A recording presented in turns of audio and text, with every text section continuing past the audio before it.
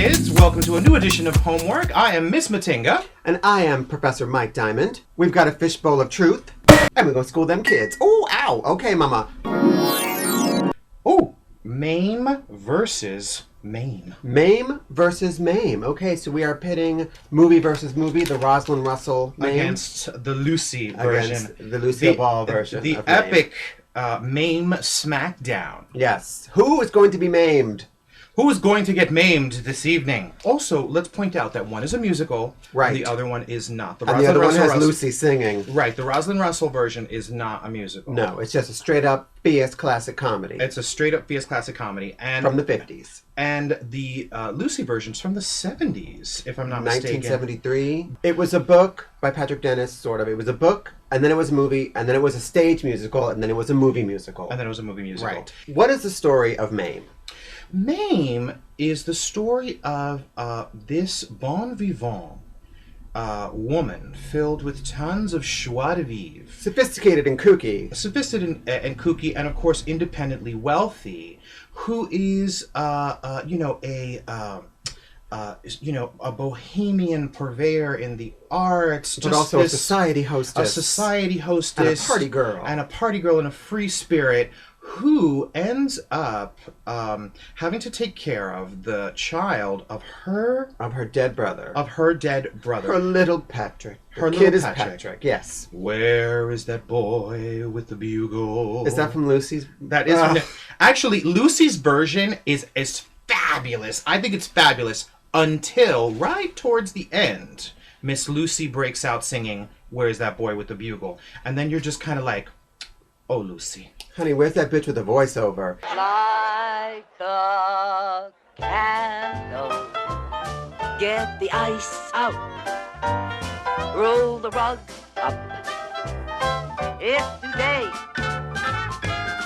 The thing is, though, something about Lucille Ball. I think the Lucille Ball Mame is one of those very Hollywood stories of a big star running amok with a production. You could tell this was her baby. She produced it, and she lorded over that production. And I think she had too much hand in that production, and she just sort of runs away with it. The thing is, though, it's entertaining, highly watchable. Miss B. Arthur, yes, is fabulous as the best friend movie star. Who is it in the first? Is that Judy Holliday? It's Coral Brown. Brown in the 50s version as Vera Charles. As Vera. Hilarious. Oh, but B is so much better. I don't think so. She's much better. Look, I don't sleep on B. I love B. Arthur. She's fantastic in that movie. B is far superior. But Coral as Brown, the character. Oh. He's coming here in the middle of the night. Oh, that moon's bright. Mame, don't you ever throw anything away? Who knows when I may go back to one of these colors? Well, if you kept your hair natural the way I do, I kept my hair natural the way you do, I'd be bald. I mean, come on. There's something in that, in that whiskey-toned voice. B. Arthur's great. I mean, she's so funny as the character. I do like her musical number. So don't ever offend her. Remember her gender. The man in the moon is a miss. Listen, the Rosalind Russell version, fabulous. Can nobody do a line reading like Roz? Whitcomb got him an app white black. Oh, yes, long distance. How are you? Mr. Whitcomb, I have your San Francisco call for you. Yes, Mr. Bibman? Oh. Did I connect you with Mr. Gutterman instead of Mr. Applewhite? Oh, I'm sorry, Mr. Bibicum. Bib. Oh, Mr. Applewhite, what are you doing in that hole with Mr. Gutterman? Yeah, is the Rosalind Russell version fantastic, highly watchable, just really, really great. The Lucy version just plagued with issues from the start. But there's just something about her. Like, if you happen to love Lucille Ball, you're going to love the Lucy Mame. Also, I heard this rumor once. I'm not sure if it's true, but supposedly I heard a rumor that she didn't like close-ups at that point. She was getting pretty old. She'd had some bad surgery, and I heard a rumor that occasionally they had to shoot her through cheesecloth so that she'd look like a human being. Yeah, they shot her through burlap.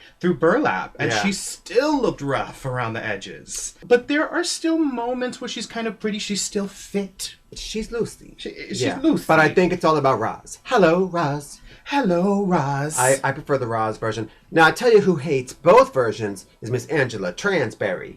Miss Angela Transberry? Because she was in the musical on Broadway. She, from what I hear, she was pretty epic in that. Another film where this happened is how The Wiz really, really should have gone to Esther Roll. To Miss Esther, to Aunt, what's her face?